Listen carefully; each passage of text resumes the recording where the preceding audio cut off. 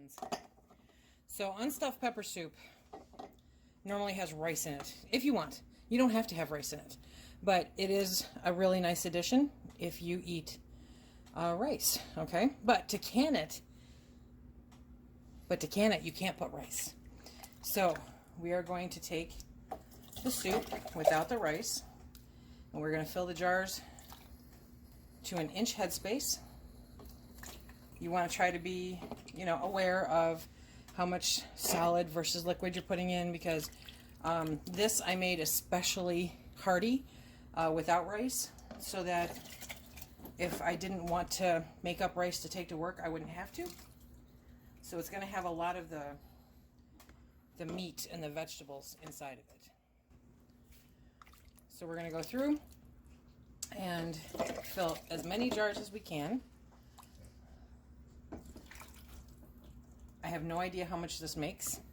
I just kind of, as I normally do with soup, I go off of a recipe and then I change it. Okay? The recipe strictly is a suggestion, and my goal is to make it something that I know that we will eat. So this one, see, is a little full. So I'm gonna do that, and then we'll clean off the rims. So those are, I like having the big meaty chunks, you know what I mean? Those are good. So this is going to be a nice addition to the pantry and the shelves for winter. And I got to tell you guys, the greatest compliment ever is when the other people in the house really, really love your stuff. Really love the food that you put up. I mean, they'll eat it, you know what I mean?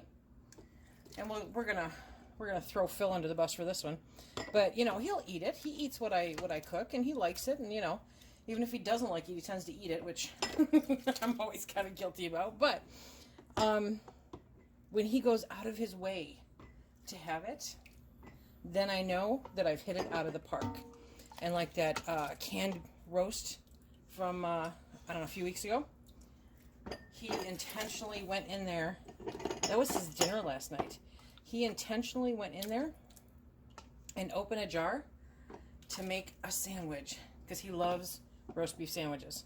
So he opened up a jar, took some of the beef out, slapped it between two pieces of bread, put some stone ground mustard on there, and he was so happy.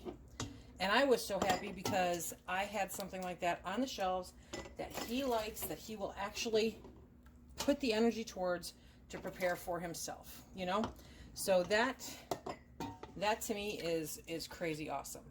And I hope that the people in your lives enjoy your canning as much as you do, because it really makes you feel good, Okay, so I can debubble.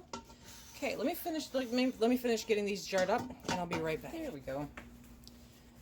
Okay, so as is the norm, we're going to go through and we're going to clean all of the rims. We're going to make sure that they are free from debris so that we get a good seal when we put the lids on. Okay.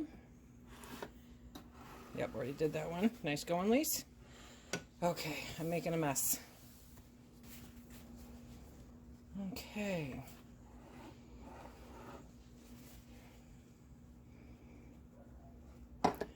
This is going to be just an amazing soup on a cold fall day or a cold winter day.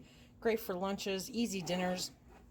That is, normally, I always say it, I'm an ingredient canner, but I can only haul in so many jars of chicken and make chicken salad for lunch. You get kind of tired of it. So being able to grab something like this and take it in for lunch, pour it into a nice soup cup, heat it up, and it just makes the workday a little bit better. Okay. I taste tested this, which I did not show you guys on camera, and I can attest to the fact that it's really good. Now, if you want rice, if you want to be able to add rice to this, number one, you cannot can rice. You can't do it. Don't even want to hear about how you did it, or your mother did it, or your aunt's, uncle's, brother's, cousin did it. Don't care. You're not supposed to do it. There are a multitude of reasons. learn what they are, and then make your own decisions. I'm not going to get into it. Anyway, so if you do want to potentially add rice to this soup, then you would make it a little more brothy. Okay, add a little bit more chicken stock, a little bit more diced tomatoes, and that will give you more broth. I will put the recipe that I based this on in the description box below, but literally I just based it on that. That's all I did. This is not a full out, this is how they made it, so this is how I made it, you know. Take a look at the recipe, see what you want to do. But you are going to want more broth if you decide to add rice to this. Okay, let's get the rings on. Get it in the can. When you're putting the rings on, you want them to be finger tight. You do not want to crank them on. The water in my canner is warm because the soup was warm. It's not hot, but it is warm. So I made sure that the water in my canner is warm. I did debubble, but I missed it. So I'm sorry that I didn't get that on camera. But you take your debubbler, you put it around inside, kind of mix it up really good. You are good to go. Okay, so we've got it double stacked. I can't remember how many are on the bottom, but we have 5 on top. So we are going to process these for the longest timed ingredient, the ingredient with the longest time, which happens to be the meat. So these are pints at 75 minutes at 11 pounds per pressure for my altitude. You want to Google what your altitude is because it may be different than mine.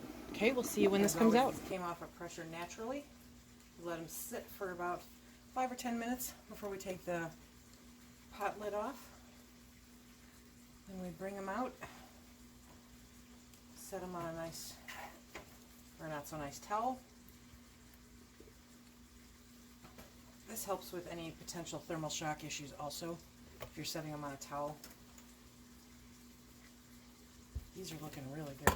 Okay. I have one jar that's acting up, and so that jar is going to end up going in the fridge. I'll have it for lunch tomorrow, on Monday. But this leaves us 12 pints. If they all seal, which they should. But this one, when I lifted it up, was spitting and steaming, so I really don't know if that one's going to seal. I'm not counting on it. Because I'm seeing, yeah, I'm just not counting on it. Okay, there you go, 12 pints of unstuffed pepper soup for the pantry.